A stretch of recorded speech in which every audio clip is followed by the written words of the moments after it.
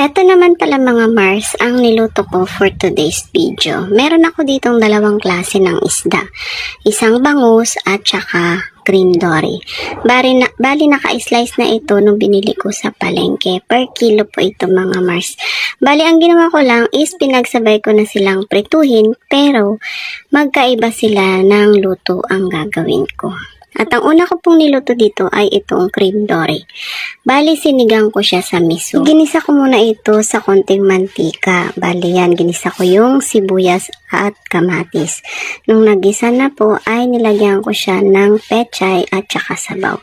Yan lang yung gulay na nilagay ko. Tapos nilagyan ko siya ng mix na sinigang sa miso yung nabibili sa grocery. So, ayan, nung luto na yung pechay, doon ko na nilagay yung prito kasi luto naman na tong prito, masyado namang lalambot kung papatagalin natin itong maihahalo, diba? So, ayan na nga, para ready to serve na at hindi masyadong malalaga yung ating pritong isda. O, ayan, ang sarap po nito mga Mars.